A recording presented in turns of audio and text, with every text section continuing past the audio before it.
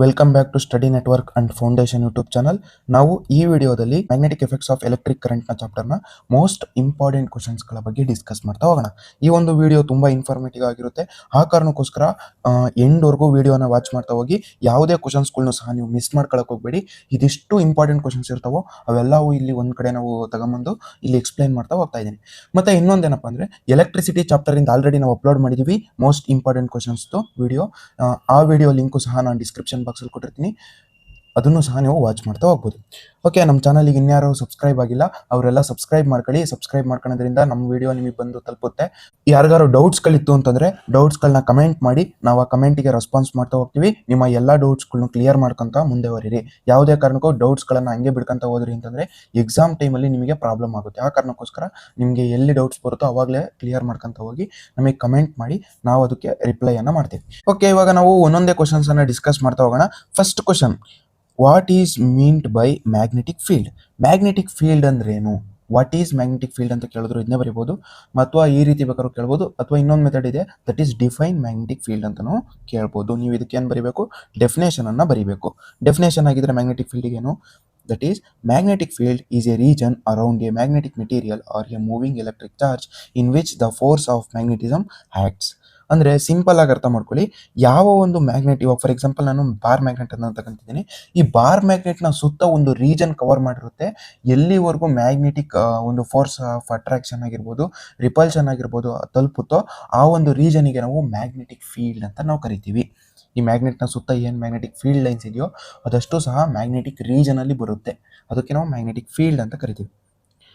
Okay, ಇವಾಗ magnetic field ಅಂದ್ರೆ ಏನು ಅಂತ ನಿಮಗೆ ಗೊತ್ತಾಯಿತು. ಇವಾಗ ನೆಕ್ಸ್ಟ್ ಕ್ವಶನಲ್ಲಿ ಏನು ಹೇಳ್ತಾರಪ್ಪ ಅಂದರೆ, how is the direction of magnetic field at A point determined?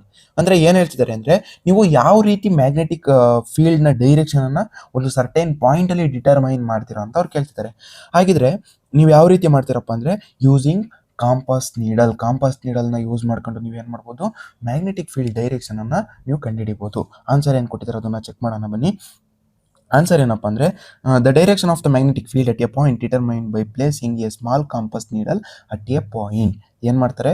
Small campus ನೀಡಲನ್ನು ನಾವು ಬಳಸ್ಕೊಂಡು ಮ್ಯಾಗ್ನೆಟಿಕ್ ಫೀಲ್ಡ್ನ ಡೈರೆಕ್ಷನನ್ನು ಕಂಡುಹಿಡಿಬೋದು. ಅದ್ಯಾವ ರೀತಿ ಅಂತ ಸಿಂಪಲ್ ಆಗಿ ನೋಡಿ. ಇವಾಗ ಮ್ಯಾಗ್ನೆಟ್ ಇದೆ.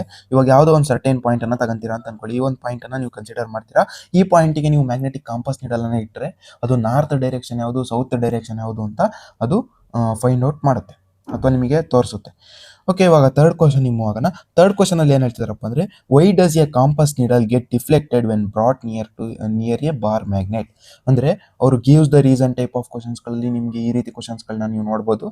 ಈ ಕ್ವಶನಲ್ಲಿ ಏನು ಹೇಳ್ತಿದ್ದಾರೆ ಅಂದರೆ, ನೀವು ಕಾಂಪಾಸ್ ನೀಡಲನ್ನು ಬಾರ್ ಮ್ಯಾಗ್ನೆಟ್ನ ಹತ್ರ ತಗೊಂಡು ಹೋದಾಗ ಅದು ಡಿಫ್ಲೆಕ್ಟ್ ಆಗ್ತಿದೆ, ಯಾಕೆ ಅಂತ ಅವ್ರು ಕೇಳ್ತಿದ್ದಾರೆ. ಇದಕ್ಕೆ ರೀಸನ್ ಏನಪ್ಪ ಅಂದರೆ, ಇವಾಗ ನಾವು ಮ್ಯಾಗ್ನೆಟಿಕ್ ಫೀಲ್ಡ್ಗೆ ನಾವು ಏನಾದ್ರು ಕಾಂಪಾಸ್ ನೀಡಲನ್ನು ತಗೊಂಡು ಹೋದರೆ ಅದು ಡಿಫ್ಲೆಕ್ಟ್ ಆಗಕ್ಕೆ ಸ್ಟಾರ್ಟ್ ಆಗುತ್ತೆ. ರೀಸನ್ ಏನು ಕೊಟ್ಟಿದ್ದಾರೆ ನೋಡಿ. The magnetic compass needle get deflected due to magnetic field around a bar magnet. ಈ ಒಂದು ಬಾರ್ ಮ್ಯಾಗ್ನೆಟ್ನ ಸುತ್ತ ಏನು ಪ್ರೆಸೆಂಟ್ ಇದೆ? ಮ್ಯಾಗ್ನೆಟಿಕ್ ಫೀಲ್ಡ್ ಪ್ರೆಸೆಂಟ್ ಇದೆ. ಆ ಮ್ಯಾಗ್ನೆಟಿಕ್ ಫೀಲ್ಡ್ಗೆ ನಾವೇನಾದ್ರು ಬಾರ್ ಮ್ಯಾಗ್ನೆಟನ್ನು ಪ್ಲೇಸ್ ಮಾಡೋದು ಅಂತಂದರೆ ಅದು ಏನಾಗುತ್ತೆ? ಡಿಫ್ಲೆಕ್ಟ್ ಆಗೋಕ್ಕೆ ಸ್ಟಾರ್ಟ್ ಆಗುತ್ತೆ. ಓಕೆ, ನೆಕ್ಸ್ಟ್ ನಾವು ಫೋರ್ತ್ ಕ್ವಶನ್ಗೆ ಹೋಗೋಣ. ಫೋರ್ತ್ ಕ್ವಶನಲ್ಲಿ ಏನು ಹೇಳ್ತಿದ್ದಾರೆ ಅಂದರೆ, why do not two magnetic lines of force intersect with each other? ಅಂದರೆ ಕ್ವಶನ್ ಅರ್ಥ ಮಾಡ್ಕೊಳ್ಳಿ. ಎರಡು ಮ್ಯಾಗ್ನೆಟಿಕ್ ಫೀಲ್ಡ್ ಲೈನ್ಸ್ ಯಾವುದೇ ಕಾರಣಕ್ಕೂ ಇಂಟರ್ಸೆಕ್ಟ್ ಆಗಲ್ಲ, ಯಾಕೆ ಅಂತ ಅವರು ಕೇಳ್ತಾ ಇದ್ದಾರೆ. ಯಾಕೆ ಅಂದರೆ ನೀವೇನಂತ ಬರೀಬೇಕು? ರೀಸನ್ಸ್ಗಳನ್ನು ಬರೀಬೇಕು. ಇದು ಸಹ give the reason type of ಕ್ವಶನ್ಸ್ಗಳಲ್ಲಿ ನೀವು ಕೇಳ್ತಾರೆ, ಅದನ್ನು ನೋಡ್ಬೋದು ನೀವು. If two magnetic field lines of force intersect with each other, it would mean that there are two directions of the magnetic field at a point of intersection, which is not possible. ಅಂದರೆ ನೆನಪಲ್ಲಿಡಿರಿ, ಯಾಕಪ್ಪ ಎರಡು magnetic field ಲೈನ್ಸ್ಗಳು intersect ಆಗಲ್ಲ ಅಂದರೆ, ಇವಾಗ ಯಾವ ಪಾಯಿಂಟಲ್ಲಿ intersect ಆಗಿರುತ್ತೋ ಆ ಒಂದು ಪಾಯಿಂಟಲ್ಲಿ ಎರಡೆರಡು ಡೈರೆಕ್ಷನ್ನ ತೋರ್ಸೋಕ್ಕೆ ಸ್ಟಾರ್ಟ್ ಮಾಡುತ್ತೆ. ಇವಾಗ ಫಾರ್ ಎಕ್ಸಾಂಪಲ್ ಇಂಟರ್ಸೆಕ್ಟ್ ಅಂದರೆ ಏನು ಅಂದರೆ, ಇವಾಗ ನೋಡಿ, ಎರಡು ಮ್ಯಾಗ್ನೆಟಿಕ್ ಫೀಲ್ಡ್ ಲೈನ್ಸು ಈ ರೀತಿ ಇಂಟರ್ಸೆಕ್ಟ್ ಆಗೋದು. ಈ ಒಂದು ಪಾಯಿಂಟಿಗೆ ನಾವು ಇಂಟರ್ಸೆಕ್ಷನ್ ಪಾಯಿಂಟ್ ಅಂತ ನಾವು ಕರಿತೀವಿ. ಓಕೆನಾ? ಈ ರೀತಿ ಇಂಟರ್ಸೆಕ್ಟ್ ಆಗಿದೆ ಅಂತಂದರೆ ಈ ಒಂದು ಇಂಟರ್ಸೆಕ್ಷನ್ ಪಾಯಿಂಟ್ ಇದೆಯಲ್ಲ, ಈ ಇಂಟರ್ಸೆಕ್ಷನ್ ಪಾಯಿಂಟಲ್ಲಿ ಎರಡೆರಡು ಡೈರೆಕ್ಷನನ್ನು ತೋರ್ಸೋಕ್ಕೆ ಸ್ಟಾರ್ಟ್ ಮಾಡುತ್ತೆ. ಇವಾಗ ಸೌತ್ ನಾರ್ತ್ ಎರಡು ಡೈರೆಕ್ಷನ್ ಅಟ್ ಎ ಟೈಮ್ ತೋರ್ಸೋಕ್ಕೆ ಸ್ಟಾರ್ಟ್ ಮಾಡಿದ್ರೆ ಆ ರೀತಿ ಸಾಧ್ಯನೇ ಇಲ್ಲ ಅಂತ ಅವ್ರು ಹೇಳ್ತಿದ್ದಾರೆ. ಅಂದರೆ ವಿಚ್ ಈಸ್ ನಾಟ್ ಪಾಸಿಬಲ್. ಅದಕ್ಕೋಸ್ಕರ ಎರಡು ಮ್ಯಾಗ್ನೆಟಿಕ್ ಫೀಲ್ಡ್ ಲೈನ್ಸ್ಗಳೇನಾಗಲ್ಲ, ಇಂಟರ್ಸೆಕ್ಟ್ ಆಗೋಕ್ಕೆ ಸಾಧ್ಯನೇ ಇಲ್ಲ. ನಾವು ಫಿಫ್ತ್ ಕ್ವಶನ್ ನಿಮ್ಗೆ ಹೋಗೋಣ. ಫಿಫ್ತ್ ಕ್ವಶನಲ್ಲಿ, what does the degree of closeness of magnetic field lines near the poles signify? ಇವಾಗ ಇಲ್ಲಿ ಏನ್ ಹೇಳ್ತಿದ್ದಾರೆ ಅಂದ್ರೆ degree of closeness near the poles present ಇರುತ್ತೆ, ಅದ್ರ ಬಗ್ಗೆ ನೀವು ಸಿಗ್ನಿಫೈ ಮಾಡಿ ಅಂತ ಹೇಳ್ತಿದ್ದಾರೆ. ಇದಕ್ಕೆ ಆನ್ಸರ್ ಏನಪ್ಪಾ ಅಂದ್ರೆ the degree of closeness of the magnetic field lines near the poles signifies that the magnetic field in that region is strong. ಅಂದ್ರೆ ನೆನಪಲ್ಲಿ ಇಟ್ಕೊಳ್ರಿ, ಮ್ಯಾಗ್ನೆಟಿಕ್ ಫೀಲ್ಡ್ ಸ್ಟ್ರಾಂಗ್ ಇರುತ್ತೆ at the near the pole. ಅಂದ್ರೆ near the pole ಏನಾಗಿರುತ್ತೆ, magnetic field ತುಂಬಾ strong ಆಗಿರುತ್ತೆ ಅಥವಾ magnetic field strength ತುಂಬಾ ಸ್ಟ್ರಾಂಗ್ ಇರುತ್ತೆ.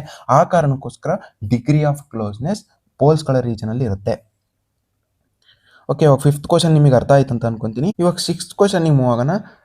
State the conclusion that can be drawn from the observation that current carrying wire deflects a magnetic needle placed near it. ಅಂದ್ರೆ ಇಲ್ಲಿ ಏನ್ ಹೇಳ್ತಿದಾರಪ್ಪ ಅಂದ್ರೆ, ಇವಾಗ ನಾವು ಮ್ಯಾಗ್ನೆಟಿಕ್ ನೀಡಲ್ ಅನ್ನ ಕರೆಂಟ್ ಕ್ಯಾರಿಯಿಂಗ್ ವೈರ್ನ ಹತ್ರ ಇಟ್ಟಾಗ ಡಿಫ್ಲೆಕ್ಟ್ ಆಗ್ತಿದೆ ಯಾಕೆ ಅಂತ ಅವ್ರು ಕೇಳ್ತಿದ್ದಾರೆ. ಅದ್ರ ಬಗ್ಗೆ ನೀವು ಕನ್ಕ್ಲೂಷನ್ ಅನ್ನ ಕೊಡಬೇಕು ಅಂತ. ಇವಾಗ ನೋಡಿ, ಇಲ್ಲೊಂದು ಸ್ಟ್ರೈಟ್ ಕಂಡಕ್ಟರ್ ಇದೆ ಅಂತ ಅನ್ಕೊಳ್ಳೋಣ. ಸ್ಟ್ರೈಟ್ ಕಂಡಕ್ಟರ್ ಅಲ್ಲಿ ಕರೆಂಟ್ ಫ್ಲೋ ಆಗ್ತಿದೆ ಅಂತಂದ್ರೆ ಅದ್ರ ಸುತ್ತ ಏನ್ ಜನರೇಟ್ ಆಗುತ್ತೆ, ದಟ್ ಈಸ್ ಮ್ಯಾಗ್ನೆಟಿಕ್ ಫೀಲ್ಡ್ ಲೈನ್ಸ್ಗಳು ಅಥವಾ ಮ್ಯಾಗ್ನೆಟಿಕ್ ಫೀಲ್ಡ್ ಏನಾಗುತ್ತೆ, ಜನರೇಟ್ ಆಗುತ್ತೆ. ಯಾವಾಗಪ್ಪ ಅಂದ್ರೆ ಕರೆಂಟು ಸ್ಟ್ರೈಟ್ ಕಂಡಕ್ಟರ್ ಅಲ್ಲಿ ಫ್ಲೋ ಆಗ್ಬೇಕಾದ್ರೆ. ಓಕೆನಾ, ಈ ಫ್ಲೋ ಆಗೋದ್ರಿಂದನೇ ಏನಾಗುತ್ತೆ, ಮ್ಯಾಗ್ನೆಟಿಕ್ ಫೀಲ್ಡ್ ಮ್ಯಾಗ್ನೆಟಿಕ್ ನೀಡಲ್ಲೂ ಡಿಫ್ಲೆಕ್ಟ್ ಆಗಕ್ಕೆ ಸ್ಟಾರ್ಟ್ ಆಗುತ್ತೆ. ಇಲ್ಲಿ ಫೀಲ್ಡ್ ಲೈನ್ಸ್ ಇದೆಯಲ್ಲ, ಈ ಫೀಲ್ಡ್ ಲೈನ್ಸ್ ನ ಹತ್ರದಲ್ಲಿ ನಾವೇನಾದ್ರು ಮ್ಯಾಗ್ನೆಟಿಕ್ ನೀಡಲ್ ಅನ್ನ ಇಕ್ಕಿದ್ವಿ ಅಂದ್ರೆ ಅದೇನಾಗುತ್ತೆ, ಡಿಫ್ಲೆಕ್ಟ್ ಆಗಕ್ಕೆ ಸ್ಟಾರ್ಟ್ ಆಗುತ್ತೆ. ಓಕೆ, ಅದೇ ಅವರು ಆನ್ಸರ್ ಅದನ್ನೇ ಸಹ ಹೇಳ್ತಿದ್ರೆ, the conclusion that can be drawn is that the magnetic field exist around a straight conductor. ಯಾಕೆ ಡಿಫ್ಲೆಕ್ಟ್ ಆಗುತ್ತೆ ಮ್ಯಾಗ್ನೆಟಿಕ್ ನೀಡಲ್ಲು, ಈ ಒಂದು ಸ್ಟ್ರೈಟ್ ಕಂಡಕ್ಟರ್ ಅಲ್ಲಿ ಏನ್ ಫಾರ್ಮೇಶನ್ ಆಗಿರುತ್ತೆ, that is magnetic field exist ಮಾಡ್ತಿರುತ್ತೆ. ಆ ಕಾರಣಕ್ಕೋಸ್ಕರ ಮ್ಯಾಗ್ನೆಟಿಕ್ ನೀಡಲ್ ಏನಾಗುತ್ತೆ, ಡಿಫ್ಲೆಕ್ಟ್ ಆಗುತ್ತೆ. ಇವಾಗ ನೆಕ್ಸ್ಟ್ 7th ಕ್ವಶನ್ ಅಬ್ಸರ್ವ್ ಮಾಡಿ. Why are magnetic field lines closed curves. ಅಂದ್ರೆ ಮ್ಯಾಗ್ನೆಟಿಕ್ ಫೀಲ್ಡ್ ಲೈನ್ಸ್ ಯಾಕೆ ಕ್ಲೋಸ್ಡ್ ಕರ್ವ್ಸ್ ಆಗಿರ್ತವೆ ಅಂತ ಅವ್ರು ಕೇಳ್ತಿದ್ದಾರೆ. ಅದಕ್ಕೆ ರೀಸನ್ ಏನಪ್ಪಾ ಅಂದ್ರೆ, ಇನ್ಸೈಡ್ ದ ಪೋಲ್ ಮತ್ತೆ ಔಟ್ ಸೈಡ್ ದ ಪೋಲು ಏನಾಗುತ್ತೆ, ಡೈರೆಕ್ಷನ್ ಆಪೋಸಿಟ್ ಇರುತ್ತೆ. ಇವಾಗ ನೀವು ಇಲ್ಲಿ ಅಬ್ಸರ್ವ್ ಮಾಡ್ಬೋದು ನೋಡಿ, ಮ್ಯಾಗ್ನೆಟ್ ಬಾರ್ ಮ್ಯಾಗ್ನೆಟ್ ಅನ್ನು ನಾನು ಕನ್ಸಿಡರ್ ಮಾಡಿದ್ದೀನಿ. ಇದರಲ್ಲಿ ಫೀಲ್ಡ್ ಲೈನ್ಸ್ಗಳು ಪ್ರೆಸೆಂಟ್ ಇದೆ. ಈ ಒಂದು ಡಯಾಗ್ರಾಮು ನಿಮ್ಮ ಟೆಕ್ಸ್ಟ್ ಬುಕ್ ಅಲ್ಲಿ ಸಹ ಇದೆ. ಇದು ತುಂಬಾ ಇಂಪಾರ್ಟೆಂಟ್ ಆಗಿರತಕ್ಕಂಥ ಡಯಾಗ್ರಾಮು. ಈ ಕಾರಣಕ್ಕೋಸ್ಕರ ನೀವು ಏನ್ ಮಾಡ್ಬೇಕಪ್ಪ ಅಂದ್ರೆ, ಇದನ್ನೊಂದ್ಸಲಿ ನೀವು ಪ್ರಾಕ್ಟೀಸ್ ಮಾಡಿ. ಇದನ್ನು ಸಹ ಎಕ್ಸಾಮಿಗೆ ಅವ್ರು ಕೇಳ್ತಕ್ಕಂಥ ಸಾಧ್ಯತೆ ಇರುತ್ತೆ. ಓಕೆನಾ, ಈ ಒಂದು ಡಯಾಗ್ರಾಮ್ ಅಲ್ಲಿ ನೀವೇನು ಅಬ್ಸರ್ವ್ ಮಾಡ್ಬೇಕಪ್ಪ ಅಂದ್ರೆ, ಔಟ್ ಸೈಡ್ ದ ಮ್ಯಾಗ್ನೆಟ್ ನೀವು ಏನು ಅಬ್ಸರ್ವ್ ಮಾಡ್ತಿದ್ರೆ, direction of magnetic field lines ಯಾವ ರೀತಿ ಇದೆ, ಫ್ರಮ್ ನಾರ್ತ್ ಟು ಸೌತ್ ಇದೆ. ಓಕೆನಾ, ಈಗ ಔಟ್ ಸೈಡ್ ದ ಮ್ಯಾಗ್ನೆಟ್ ಏನಿತ್ತು, outside the magnet north to south direction ಅಲ್ಲಿ ಏನಿತ್ತು, ಮ್ಯಾಗ್ನೆಟಿಕ್ ಫೀಲ್ಡ್ ಲೈನ್ಸ್ ನ ಡೈರೆಕ್ಷನ್ ಆಗಿತ್ತು. ಅದೇ ಏನಾದ್ರು ನಾವು ಇನ್ಸೈಡ್ ಅಲ್ಲಿ ಅಬ್ಸರ್ವ್ ಮಾಡಿದ್ರೆ, ಇನ್ಸೈಡ್ ದ ಮ್ಯಾಗ್ನೆಟ್ ಏನಾಗ್ತಿದೆ, from south to north direction ಅಲ್ಲಿ ಮೂವ್ ಆಗ್ತಿದೆ. ಹಾಗಿದ್ರೆ ನೀವು ಇಲ್ಲಿ ಏನು ಅಬ್ಸರ್ವ್ ಮಾಡ್ಬೋದು, inside the magnet from south to north direction ಅಲ್ಲಿ ಮ್ಯಾಗ್ನೆಟಿಕ್ ಫೀಲ್ಡ್ ಲೈನ್ಸ್ ಮೂವ್ ಆಗ್ತಿದೆ. ಈ ಕಾರಣಕ್ಕೋಸ್ಕರ ಏನ್ ಫಾರ್ಮೇಶನ್ ಮಾಡ್ತಿದೆ, ಒಂದು ಸರ್ಕ್ಯುಲರ್ ಲೂಪ್ ಫಾರ್ಮೇಶನ್ ಮಾಡ್ತಿದೆ. ಈ ಒಂದು ಲೂಪ್ ಫಾರ್ಮೇಶನ್ ಆಗ್ತಿರೋದು ಯಾಕೆ, ಡೈರೆಕ್ಷನ್ ಏನಿದೆ ಆಪೋಸಿಟ್ ಇದೆ. ಆ ಕಾರಣಕ್ಕೋಸ್ಕರ ಈ ಒಂದು ಲೂಪ್ ಫಾರ್ಮೇಶನ್ ಆಗ್ತಿದೆ ಅಥವಾ ಸರ್ಕ್ಯುಲರ್ ಕರ್ವ್ಸ್ಗಳು ಫಾರ್ಮೇಶನ್ ಆಗ್ತೈತೆ. ಯಾಕೆ ರೀಸನ್ ಅವ್ರು ಏನು ಕೊಟ್ಟಿದ್ದಾರೆ ಅಬ್ಸರ್ವ್ ಮಾಡಿ.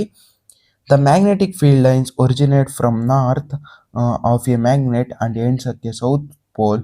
Inside the magnet is directed from the south pole to north pole. Therefore, the magnetic field lines are closed curves. ಯಾಕೆ ಅಂತ ಗೊತ್ತಾಯ್ತಾ, ಯಾಕಪ್ಪ ಅಂದರೆ ಮ್ಯಾಗ್ನೆಟಿಕ್ ಫೀಲ್ಡ್ ಲೈನ್ಸ್ನ ಡೈರೆಕ್ಷನ್ ಏನಾಗುತ್ತೆ, ಆಪೋಸಿಟ್ ಡೈರೆಕ್ಷನಲ್ಲಿ ಐತೆ, ಔಟ್ ಸೈಡು ಮತ್ತು ಇನ್ಸೈಡ್. ಆ ಕಾರಣಕ್ಕೋಸ್ಕರ ಕ್ಲೋಸ್ಡ್ ಕರ್ವ್ಸ್ಗಳು ಫಾರ್ಮೇಷನ್ ಆಗ್ತೈತೆ. ಇವಾಗ 8th ಕ್ವಶನ್ಗೆ ಮೂವ್ ಆಗೋಣ. 8th ಕ್ವಶನಲ್ಲಿ ಏನು ಹೇಳ್ತಿದ್ದಾರೆ ಅಂದರೆ, mention the shape of the magnetic field lines around a current carrying straight conductor. ಅವ್ರು ಏನಂತರಲ್ಲಿ ಕೇಳ್ತಿರೋದು, ಇನ್ ದ ಸ್ಟ್ರೈಟ್ ಕಂಡಕ್ಟರಲ್ಲಿ ಅವರು ಕೇಳ್ತಾ ಇದ್ದಾರೆ. ಅದರದ್ದು ಮ್ಯಾಗ್ನೆಟಿಕ್ ಫೀಲ್ಡ್ ಲೈನ್ಸ್ನ ಶೇಪ್ ಯಾವ ರೀತಿ ಇದೆ ಅಂತ ಅವ್ರು ಕೇಳ್ತಿದ್ದಾರೆ. ಇವಾಗ ನೋಡಿ, ನಾನು ಇಲ್ಲೊಂದು ಸ್ಟ್ರೈಟ್ ಕಂಡಕ್ಟರನ್ನು ಕನ್ಸಿಡರ್ ಮಾಡಿದ್ದೀನಿ. ಈ ಒಂದು ಸ್ಟ್ರೈಟ್ ಕಂಡಕ್ಟರಲ್ಲಿ ಏನಾಗ್ತಿದೆ, magnetic field lines current flow ಆಗ್ತಿದೆ ಅಂತಂದರೆ ಅದ್ರ ಸುತ್ತ ಏನು ಫಾರ್ಮೇಷನ್ ಆಗ್ತಿದೆ, ಮ್ಯಾಗ್ನೆಟಿಕ್ ಫೀಲ್ಡ್ ಲೈನ್ಸ್ಗಳು ಜನರೇಟ್ ಆಗ್ತಿದೆ. ಆ ಮ್ಯಾಗ್ನೆಟಿಕ್ ಫೀಲ್ಡ್ ಲೈನ್ಸ್ನ ಶೇಪ್ ಯಾವ ರೀತಿ ಇದೆ ಅಂತಂದರೆ, ಇಲ್ಲಿ ನೋಡಿ ಈ ರೀತಿ ಇದೆ. ಅದಕ್ಕೆ ಇದನ್ನ ನಾವು ಯಾವ ರೀತಿ ಹೇಳ್ತೀವಪ್ಪ ಅಂದರೆ, ಕಾನ್ಸೆಂಟ್ರಿಕ್ ಸರ್ಕಲ್ನ ರೀತಿ ಇದೆ ಅಂತ ನಾವು ಹೇಳ್ತೀವಿ. ಕಾನ್ಸೆಂಟ್ರಿಕ್ ಸರ್ಕಲ್ಸ್ ಅಂದರೆ ಏನು ಆಗಿದ್ರೆ, ಇವಾಗ ನೋಡಿ ಒಂದೇ ಸೆಂಟರ್ ಪಾಯಿಂಟ್ ಇರಬೇಕು. ಅದಕ್ಕೆ ಒಂದೇ ಸೆಂಟರ್ ಪಾಯಿಂಟಿಂದ ಒಂದಕ್ಕಿಂತ ಜಾಸ್ತಿ ಸರ್ಕಲ್ಸ್ಗಳು ಏನಾದ್ರು ಫಾರ್ಮೇಷನ್ ಆಯಿತು ಅಂತಂದರೆ ಅದಕ್ಕೆ ನಾವು ಕಾನ್ಸೆಂಟ್ರಿಕ್ ಸರ್ಕಲ್ಸ್ ಅಂತ ಅಂತೀವಿ. ಇವಾಗ ನೋಡಿ ಒಂದೇ ಒಂದು ಸೆಂಟರ್ ಪಾಯಿಂಟ್ ಇವು 3 ಸರ್ಕಲ್ಸ್ಗಳಿಗೆ ಆ ಆ ಸರ್ಕಲ್ಸ್ಗಳು ಇರ್ತಾವಲ್ಲ ಆ ಸರ್ಕಲ್ಸ್ಗಳಿಗೆ ನಾವೇನಂತ ಕರಿತೀವಿ, ಕಾನ್ಸೆಂಟ್ರಿಕ್ ಸರ್ಕಲ್ಸ್ ಅಂತ ಕರಿತೀವಿ. ಅದೇ ರೀತಿ ಇದೆ ಅಲ್ವಾ, ಇಲ್ಲಿ ನೀವು ಅಬ್ಸರ್ವ್ ಮಾಡ್ಬೋದು ಮ್ಯಾಗ್ನೆಟಿಕ್ ಫೀಲ್ಡ್ ಒಂದು ಶೇಪನ್ನು. ಈ ಒಂದು ಶೇಪ್ ಯಾವ ರೀತಿ ಇದೆ, ಕಾನ್ಸೆಂಟ್ರಿಕ್ ಸರ್ಕಲ್ಸ್ನ ರೀತಿ ಇದೆ. ಇದನ್ನೇ ಸಹ ನೀವು ಆನ್ಸರ್ ಆಗಿ ಬರಿಬೇಕು. ಅವರು ಏನು ಕೊಟ್ಟಿದ್ದಾರೆ ಆನ್ಸರ್ನ ಅಬ್ಸರ್ವ್ ಮಾಡಿ. The magnetic field lines around a current carrying straight conductor are concentric circles whose centres lie on the wire. ಅಂದರೆ ಸೆಂಟರಲ್ಲಿ ಪ್ರೆಸೆಂಟ್ ಇರುತ್ತೆ, ಸೆಂಟರಲ್ಲಿ ವೈರ್ ಪ್ರೆಸೆಂಟ್ ಇರುತ್ತೆ.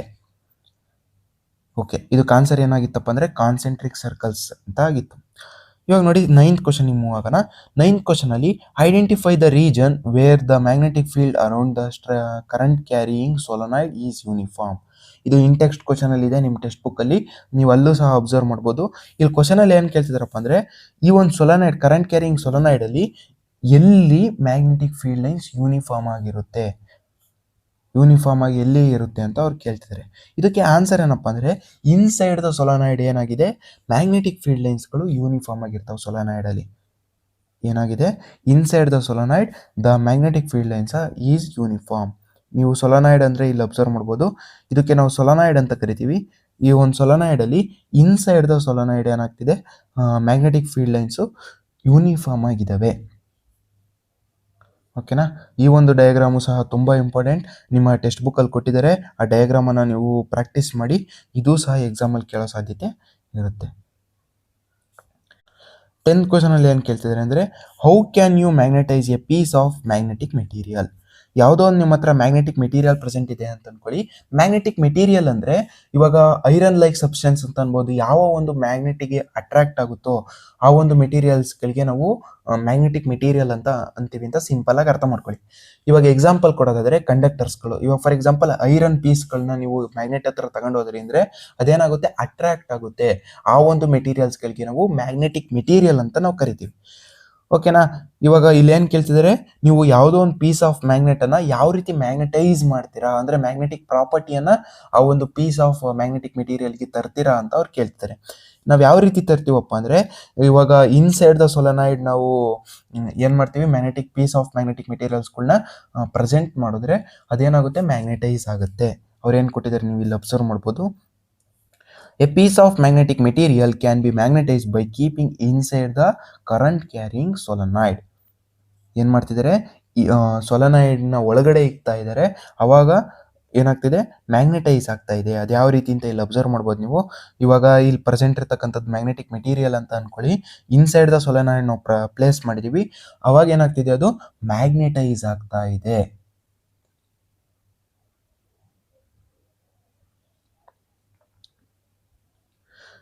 ಓಕೆ, ಇವಾಗ ನಾವು ಯಾವ ರೀತಿ ಮ್ಯಾಗ್ನೆಟೈಸ್ ಮಾಡ್ತೀವಿ ಅಂತ ನಿಮಗೆ ಗೊತ್ತಾಯಿತು. ಇವಾಗ 11th ಕ್ವಶನ್ನ ಅಬ್ಸರ್ವ್ ಮಾಡಿ. 11th ಕ್ವಶನಲ್ಲಿ ಏನು ಹೇಳ್ತಿದ್ದಾರೆ ಅಂದರೆ what type of core use to make an electromagnet. ಅಂದರೆ ನೀವು ಯಾವ ಕೋರನ್ನು ಬಳಸ್ಕೊಂಡು ಎಲೆಕ್ಟ್ರೋಮ್ಯಾಗ್ನೆಟನ್ನು ತಯಾರಿ ಮಾಡ್ತೀರಾ ಅಂತ ಅವ್ರು ಕೇಳ್ತಿದ್ದಾರೆ. ನಾವು ಯಾವುದನ್ನು ಬಳಸ್ತೀವಪ್ಪ ಅಂದರೆ ಸಾಫ್ಟ್ ಐರನ್ ಕೋರನ್ನು ಬಳಸ್ತೀವಿ. ಎಲೆಕ್ಟ್ರೋಮ್ಯಾಗ್ನೆಟನ್ನು ಪ್ರಿಪೇರ್ ಮಾಡ್ಬೇಕಾದ್ರೆ ಏನು ಬಳಸ್ತೀವಿ, ಸಾಫ್ಟ್ ಐರನ್ ಕೋರನ್ನು ಬಳಸ್ತೀವಿ. ಓಕೆನಾ. ಏನದು, soft iron core is use to make an electromagnet. ಇವಾಗ ನೋಡಿ 12th ಕ್ವಶನ್ ಅನ್ನು ಅಬ್ಸರ್ವ್ ಮಾಡಿ. What does the divergence of magnetic field lines near the ends of the current carrying straight solenoid indicates. ಅಂದರೆ ಇವಾಗ divergence, magnetic ಫೀಲ್ಡ್ನ divergence ಯಾವ ರೀತಿ ಇದೆ at the end of the solenoid ಅಂತ ಅವ್ರು ಕೇಳ್ತಿದ್ದಾರೆ. ಅದಕ್ಕೆ ಏನಪ್ಪ ಆನ್ಸರ್ ಅಂದರೆ ಇವಾಗ ಎಂಡ್ಸ್ ಆಫ್ ದ ಸೊಲನಾಯ್ಡಲ್ಲಿ ಏನಾಗುತ್ತೆ, ಮ್ಯಾಗ್ನೆಟಿಕ್ ಫೀಲ್ಡ್ ಸ್ಟ್ರೆಂತು ತುಂಬ ಜಾಸ್ತಿ ಇರುತ್ತೆ. ಮ್ಯಾಗ್ನೆಟಿಕ್ ಫೀಲ್ಡ್ ಸ್ಟ್ರೆಂತ್ ತುಂಬ ಜಾಸ್ತಿ ಇರೋದ್ರಿಂದ ಏನಾಗುತ್ತೆ, ಡೈವರ್ಜೆನ್ಸು ಇನ್ಕ್ರೀಸ್ ಆಗ್ತಾ ಹೋಗುತ್ತೆ. ಓಕೆನಾ.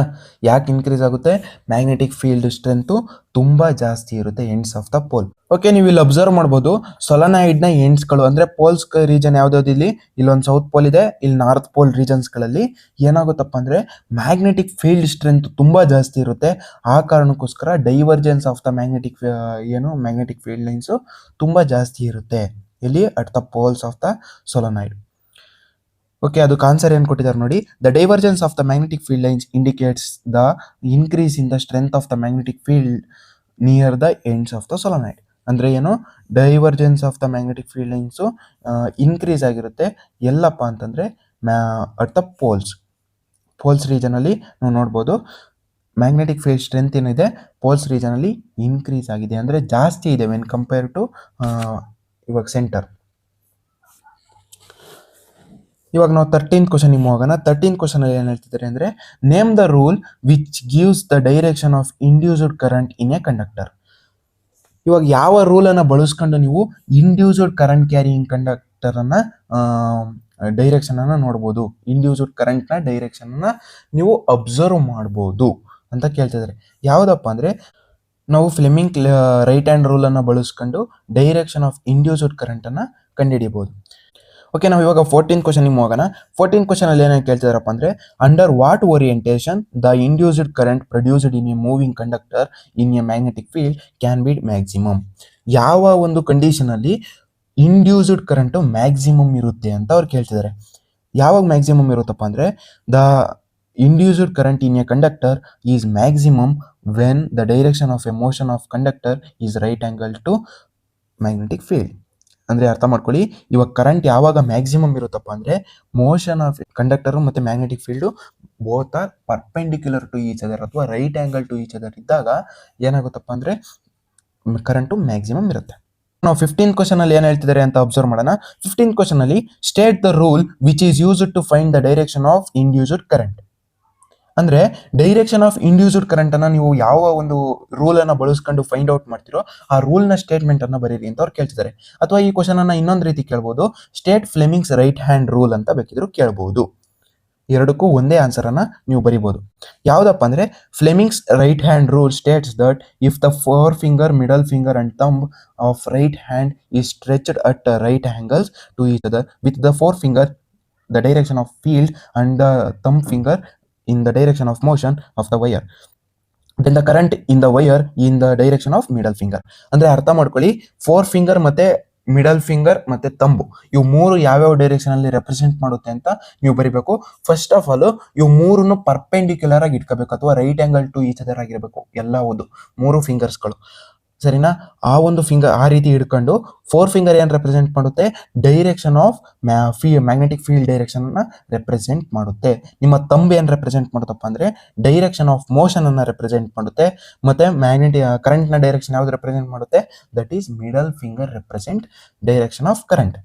ಇವಾಗ ನೆಕ್ಸ್ಟ್ 16th ಕ್ವಶನ್ ಅಲ್ಲೂ ಸೇಮ್ ಕ್ವಶನ್ ಅನ್ನು ಕೇಳಿದರೆ ಅದಕ್ಕೂ ಸಹ ನೀವು ಸೇಮ್ ಆನ್ಸರ್ ಅನ್ನ ಬರಿಬಹುದು. ಇವಾಗ 17th ಕ್ವಶನ್ ಅನ್ನು ಅಬ್ಸರ್ವ್ ಮಾಡಿ.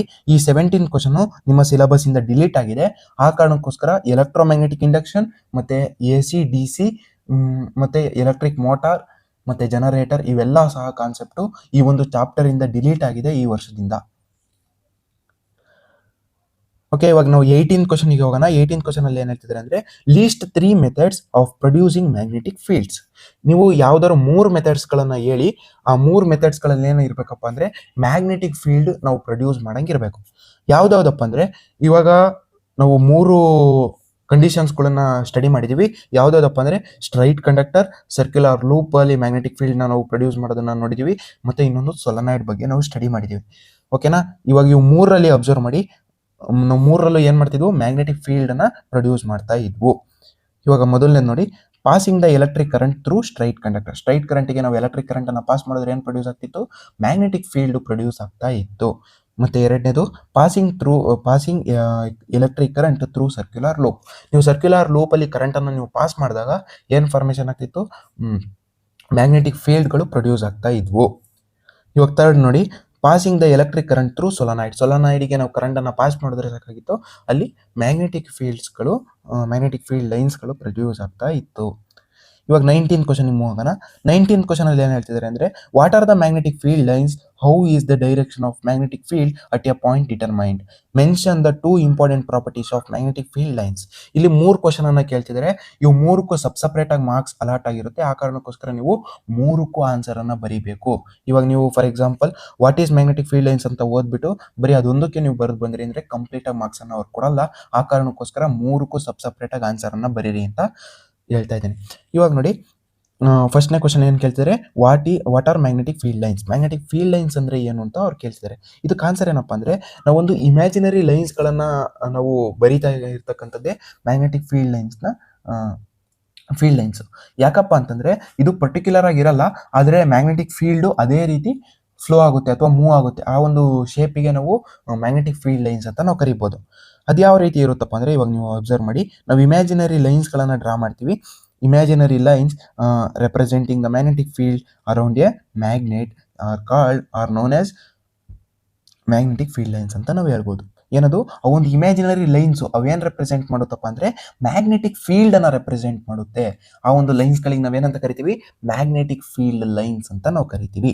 ನೆಕ್ಸ್ಟ್ ಎರಡನೇ ಕ್ವಶನ್ ಏನು ಕೇಳ್ತಿದ್ದಾರೆ ನೋಡಿ, how is the direction of magnetic field at A point determine. ನೀವು ಯಾವ ಒಂದು ರೂಲನ್ನು ಬಳಸ್ಕೊಂಡು ಡೈರೆಕ್ಷನ್ ಆಫ್ ಮ್ಯಾಗ್ನೆಟಿಕ್ ಫೀಲ್ಡನ್ನು ನೀವು ಒಂದು ಸರ್ಟೈನ್ ಪಾಯಿಂಟಲ್ಲಿ ನೀವು ಡಿಟರ್ಮೈನ್ ಮಾಡ್ಬೋದಪ್ಪ ಅಂದರೆ, using Maxwell's right hand thumb rule. Maxwell's right hand thumb ರೂಲನ್ನು ಬಳಸ್ಕೊಂಡು ನೀವು ಡೈರೆಕ್ಷನ್ ಆಫ್ ಮ್ಯಾಗ್ನೆಟಿಕ್ ಫೀಲ್ಡನ್ನು ಕಂಡುಹಿಡಿಬೋದು.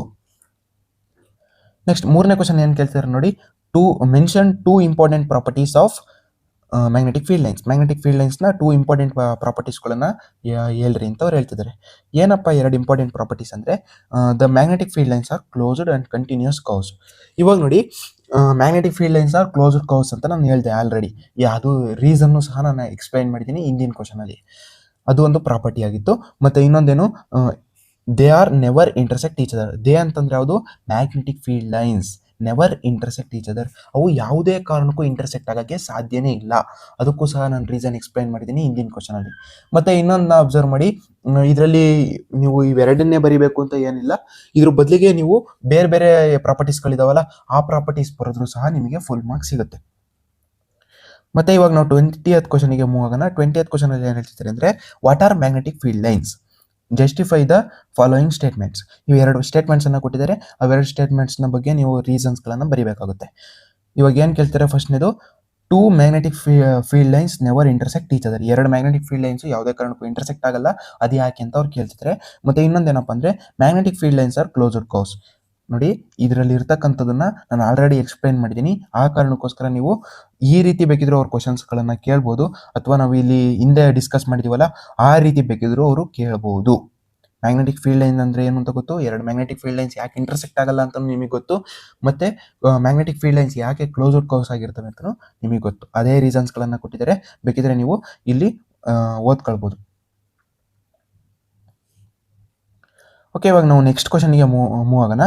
ಇಲ್ಲೇನು ಕೊಟ್ಟಿದ್ದಾರಪ್ಪ ಅಂದರೆ, 21th ಕ್ವಶನಲ್ಲಿ ಅಬ್ಸರ್ವ್ ಮಾಡಿ, ಎಲೆಕ್ಟ್ರಿಕ್ ಮೋಟಾರ್ನ ನೀವು ಡಯಾಗ್ರಾಮನ್ನು ಬರೀರಿ ಅಂತ ಕೊಟ್ಟಿದ್ದಾರೆ. ಇದು ನಿಮ್ಮ ಸಿಲೆಬಸ್ಸಿಂದ ಡಿಲೀಟ್ ಆಗಿದೆ, ಅರ್ಥ ಮಾಡ್ಕೊಳ್ಳಿ. ಈ ಒಂದು ಸಿಲೆಬಸ್ಸಿಂದ ಡಿಲೀಟ್ ಆಗಿದೆ. ಮತ್ತು 22 ಕ್ವಶನು ಡೈರೆಕ್ಟ್ ಕರೆಂಟ್ನ ಮೇಲಿದೆ, ಇದು ಸಹ ಡಿಲೀಟ್ ಆಗಿದೆ. ಆಲ್ಟರ್ನೇಟ್ ಕರೆಂಟು ಸಹ ಡಿಲೀಟ್ ಆಗಿದೆ. ಇದು ಪ್ರೈಮರಿ ಸೆಕೆಂಡರಿ ಕಾಯಿಲ್ಸ್ ಎಲ್ಲ ಬರೋದು ಎಲೆಕ್ಟ್ರೋಮ್ಯಾಗ್ನೆಟಿಕ್ ಇಂಡಕ್ಷನಲ್ಲಿ ಬರುತ್ತೆ, ಅದು ಸಹ ನಿಮ್ಮ ಸಿಲೆಬಸ್ಸಿಂದ ಡಿಲೀಟ್ ಆಗಿದೆ. ಇದು ಆಲ್ಟರ್ನೇಟ್ ಕರೆಂಟ್ ಮೇಲಿದೆ, ಅದು ಡಿಲೀಟ್ ಆಗಿದೆ. ಇದು ಸಹ ಆಲ್ಟರ್ನೇಟ್ ಕರೆಂಟ್ ಮೇಲಿದೆ, ಅದು ಡಿಲೀಟ್ ಆಗಿದೆ. ಇವು AC ಮತ್ತು DC ಡಿಲೀಟ್ ಆಗಿದೆ. ಇವಾಗ ನೆಕ್ಸ್ಟ್ ನೋಡಿ, ಇದು DC ಮೇಲಿದೆ, ಅದಕ್ಕೋಸ್ಕರ ಇದು ಸಹ ಸಿಲೆಬಸ್ಸಿಂದ ಡಿಲೀಟ್ ಆಗಿದೆ, ಇದು ಸಹ ಡಿಲೀಟ್ ಆಗಿದೆ. ಇವಾಗ ನೋಡಿ 30th ಕ್ವಶನನ್ನು ಅಬ್ಸರ್ವ್ ಮಾಡಿ, ಇಲ್ಲಿ ಏನು ಕೇಳ್ತಿದ್ದಾರೆ ಅಂತ ಫಸ್ಟ್ ಕ್ವಶನನ್ನು ರೀಡ್ ಮಾಡ್ತಾ ತಿಳ್ಕೊಳ್ಳೋಣ.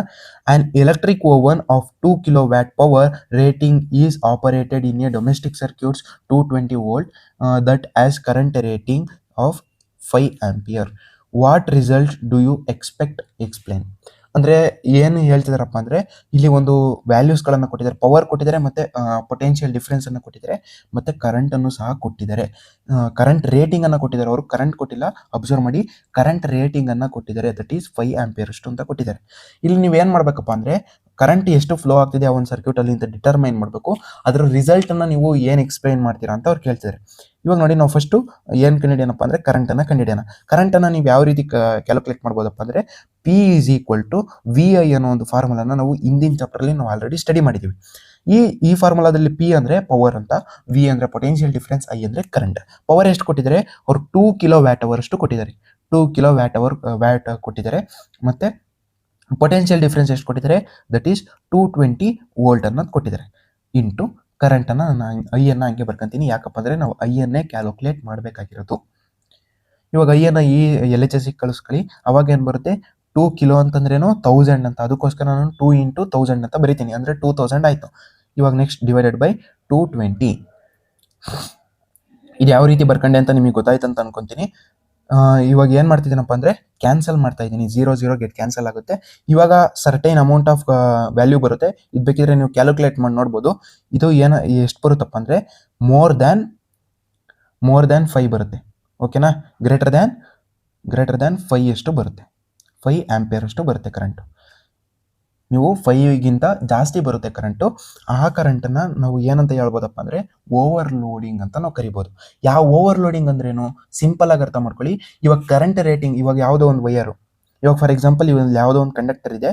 ಈ ಕಂಡಕ್ಟರಲ್ಲಿ ಕೆಪಾಸಿಟಿ ಎಷ್ಟಪ್ಪ ಅಂದರೆ ಇವಾಗ ಫಾರ್ ಎಕ್ಸಾಂಪಲ್ 5 ಆಂಪಿಯರ್ ಅಷ್ಟೇ ಫ್ಲೋ ಆಗಿದ್ರೆ ಸಾಧ್ಯ. ಈ 5 ಆಂಪಿಯರ್ಗಿಂತ ಏನಾದ್ರು ಜಾಸ್ತಿ ಫ್ಲೋ ಆಯ್ತು ಅಂತಂದರೆ ಅದು ಡ್ಯಾಮೇಜ್ ಆಗೋ ಸಾಧ್ಯತೆ ಇರುತ್ತೆ. 5 ಆಂಪಿಯರ್ ಅಷ್ಟೇ ಇದ್ರದ್ದೊಂದು ಕೆಪಾಸಿಟಿ ಅಂತ ಅನ್ಕೊಳ್ಳಿ. ಈ ಕರೆಂಟ್ ಎಷ್ಟು ಫ್ಲೋ ಆಗ್ತಿದೆ, ಕರೆಂಟ್ ರೇಟಿಂಗ್ ಅನ್ನು ಅವ್ರು ಕೊಟ್ಟಿದ್ದಾರೆ, ದಟ್ ಈಸ್ 5 ಆಂಪಿಯರ್ ಅಷ್ಟು ಅಂತ ಕೊಟ್ಟಿದ್ದಾರೆ. ಕರೆಂಟ್ ರೇಟಿಂಗ್ ಅಂದರೆ ಕೆಪಾಸಿಟಿ ಆಫ್ ವೈರ್ ಅಂತ ಸಿಂಪಲ್ ಆಗಿ ಅರ್ಥ ಮಾಡ್ಕೊಳ್ಳಿ. ಅದ್ರ ಕೆಪಾಸಿಟಿ ಎಷ್ಟಿದೆ, 5 ಆಂಪಿಯರ್ ಅಷ್ಟಿದೆ. ಇಲ್ಲಿ ಏನು ಬರ್ತಿದೆ ನಮಗೆ ಕರೆಂಟು, ಮೋರ್ ದ್ಯಾನ್ 5 ಆಂಪಿಯರ್ ಬರ್ತಿದೆ. ಅಂದರೆ ಏನಾಗುತ್ತೆ, ವೈರ್ ಡ್ಯಾಮೇಜ್ ಆಗುತ್ತೆ. ಡ್ಯಾಮೇಜ್ ಆದರೆ ಏನಂತೀವಿ, ಓವರ್ಲೋಡಿಂಗ್ ಅಂತ ಅಂತೀವಿ ಅಂತ ಸಿಂಪಲ್ ಆಗಿ ಅರ್ಥ ಮಾಡ್ಕೊಳ್ಳಿ. ಏನಾಗ್ತಿದೆ ಇಲ್ಲಿ, ಓವರ್ಲೋಡಿಂಗ್ ಆಗ್ತಾ ಇದೆ. ಓಕೆ, ಈ ಒಂದು ಇದಕ್ಕೆ ಏನು ಬಂತು ನಮಗೆ, ಗ್ರೇಟರ್ ದ್ಯಾನ್ 5 ಆಂಪಿಯರ್ ಅಷ್ಟು ಕರೆಂಟು ನಮಗೆ ಬಂತು ಡಿಟರ್ಮೈನ್ ಮಾಡಿದಾಗ. ಅದಕ್ಕೆ ನಾವೇನಂತ ಕರಿತೀವಪ್ಪ ಅಂದರೆ ಓವರ್ಲೋಡಿಂಗ್ ಆಗೈತೆ ಅಂತ ಅಂತೀವಿ. ಇವಾಗ ನೋಡಿ ಏನು ಕೊಟ್ಟಿದ್ದಾರೆ ರೀಸನ್ ಅಂತ, the current is drawn by the oven is greater than the rated value of current which may cause overloading. ಅಂದರೆ ಏನಾಗುತ್ತಪ್ಪ ಅಂದರೆ ಎಕ್ಸೆಸಿವ್ ಹೀಟಿಂಗ್ ಆಗುತ್ತೆ ಸರ್ಕ್ಯೂಟು. ಯಾವಾಗಪ್ಪ ಅಂದರೆ ಓವರ್ಲೋಡಿಂಗ್ ಆದಾಗ. ಓಕೆ, ನಿಮಗೆ ಈ ಒಂದು ಕ್ವಶನ್ 30th ಕ್ವಶನ್ ಅರ್ಥ ಆಯ್ತು ಅಂತ ಅನ್ಕೊಂತೀನಿ. ಇವಾಗ ನಾವು 31 ಕ್ವಶನ್ ಅನ್ನು ನೋಡೋಣ. What precaution should be taken to avoid the overloading of domestic electric circuits. ಅಂದ್ರೆ ನೀವು ಓವರ್ಲೋಡಿಂಗ್ ಅಂದ್ರೆ ಏನಂತ ಗೊತ್ತಾಯ್ತು. ಈ ಓವರ್ಲೋಡಿಂಗ್ ಅನ್ನ ತಡೆಯೋದು ನೀವು ಯಾವ ರೀತಿ ಪ್ರಿಕಾಷನ್ ಅನ್ನ ತಗೋಬೇಕು ಈ ಒಂದು ಓವರ್ಲೋಡಿಂಗ್ ಅನ್ನ ಪ್ರಿವೆಂಟ್ ಮಾಡೋಕ್ಕೆ ಅಂತ. ಇವಾಗ ಇಲ್ಲಿ ಕೆಳಗಡೆ ರೀಸನ್ಸ್ ಗಳನ್ನ ಕೊಟ್ಟಿದ್ದಾರೆ. ಆ ರೀಸನ್ಸ್ ಗಳನ್ನ ಒಂದೊಂದಾಗಿ ನೋಡ್ತಾ ಹೋಗೋಣ. ಮೊದಲನೇ ರೀಸನ್ ಏನಪ್ಪಾ ಅಂದ್ರೆ the circuit should be proper current rating and appliances should be connected accordingly. ಅಂದರೆ ಏನು ಅಂದರೆ ಇವಾಗ ನೋಡಿ ಸಿಂಪಲ್ ಆಗಿ ಅರ್ಥ ಮಾಡ್ಕೊಳ್ಳಿ. ಇವಾಗ ನೀವು ಸರ್ಕ್ಯೂಟ್ ಕನೆಕ್ಷನ್ ಅನ್ನ ಕರೆಕ್ಟಾಗಿ ಕೊಟ್ಟಿರಲಿಲ್ಲ ಅಂತಂದ್ರೆ ಓವರ್ಲೋಡಿಂಗ್ ಕಾಸ್ ಆಗೋ ಸಾಧ್ಯತೆ ಇರುತ್ತೆ. ಇವಾಗ ಫಾರ್ ಎಕ್ಸಾಂಪಲ್ ಪಾಸಿಟಿವ್ನ ನೆಗೆಟಿವ್ ಕೊಡೋದು, ನೆಗೆಟಿವ್ನ ಪಾಸಿಟಿವ್ ಕೊಡೋದು, ಆ ರೀತಿ ನೀವು ಕನೆಕ್ಟ್ ಮಾಡಿದೆ ಅಂದರೆ ಅಪ್ಲಯನ್ಸಸ್ಗಳು ಏನಾಗ್ತವೆ, ಡ್ಯಾಮೇಜ್ ಆಗ್ತವೆ. ಆ ಕಾರಣಕ್ಕೋಸ್ಕರ ಓವರ್ಲೋಡಿಂಗ್ ಆಗೋಕ್ಕೆ ಸ್ಟಾರ್ಟ್ ಆಗುತ್ತೆ. ಮತ್ತು ಇವಾಗ ಎರಡನೇದಾಗಿ ನೋಡೋಣ. ಎರಡನೇ ರೀಸನ್ ಏನು ಕೊಟ್ಟಿದ್ದಾರೆ ಅಂದರೆ wire should be checked from time to time whose insulation is worn should be immediately replaced. ಅಂದರೆ ನೀವು ಟೈಮ್ ಟು ಟೈಮ್ ಆಗಿ ನೀವು ಚೆಕ್ ಮಾಡ್ಕೊಂತ ಹೋಗ್ಬೋದು. ಇವಾಗ ಫಾರ್ ಎಕ್ಸಾಂಪಲ್ ವೈರ್ ಏನಾದ್ರು ವಾರ್ನ್ ಆಗೈತಾ, ಡ್ಯಾಮೇಜ್ ಆಗೈತಾ, ಓವರ್ಲೋಡಿಂಗ್ ಆಗೋ ಸಾಧ್ಯತೆ ಐತಾ ಅಂತ ನೀವು ನೋಡಿ ಟೈಮ್ ಟು ಟೈಮ್ ನೀವೇನಾದ್ರು ಚೇಂಜ್ ಮಾಡ್ಕೊಂತ ಇದ್ದೀರಾ ಅಂದರೆ ವೈರು, ಈ ಓವರ್ಲೋಡಿಂಗ್ ಆಗೋದ್ರಿಂದ ನೀವು ತಡಿಬೋದು. ಮತ್ತು ಇವಾಗ ಮೂರನೇ ರೀಸನ್ ಏನು ಕೊಟ್ಟಿದ್ದಾರೆ ಅಂತ ಅಬ್ಸರ್ವ್ ಮಾಡಿ. Connection of too many appliances in a single circuit must be avoided. ಇದು ತುಂಬ ಇಂಪಾರ್ಟೆಂಟು. ಇದನ್ನು ಸಾಕಷ್ಟು ಸತಿ give the reason type question ಕೇಳಿದರೆ. ಆ ಕಾರಣಕ್ಕೋಸ್ಕರ ನೋಡಿ ಕ್ಲೀನಾಗಿ ಅರ್ಥ ಮಾಡ್ಕೊಳ್ಳಿ.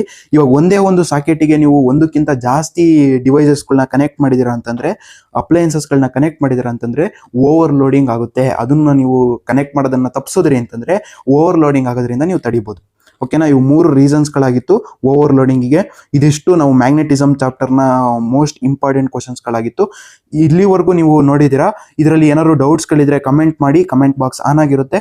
ಮತ್ತು ಡಿಸ್ಕ್ರಿಪ್ಷನಲ್ಲಿ ಎಲೆಕ್ಟ್ರಿಸಿಟಿ ಮಾಡಿರ್ತಕ್ಕಂಥ ಮೋಸ್ಟ್ ಇಂಪಾರ್ಟೆಂಟ್ ಕ್ವಶನ್ಸ್ದು ವಿಡಿಯೋನ ಡಿಸ್ಕ್ರಿಪ್ಷನ್ ಬಾಕ್ಸಲ್ಲಿ ಕೊಟ್ಟಿರ್ತೀನಿ. ಅದನ್ನು ನೀವು ಹೋಗ್ಬಿಟ್ಟು ಚೆಕ್ ಮಾಡ್ಕೊತ ಹೋಗ್ಬೋದು. ಓಕೆ, ನೆಕ್ಸ್ಟ್ ವಿಡಿಯೋದಲ್ಲಿ ಸಿಗೋಣ.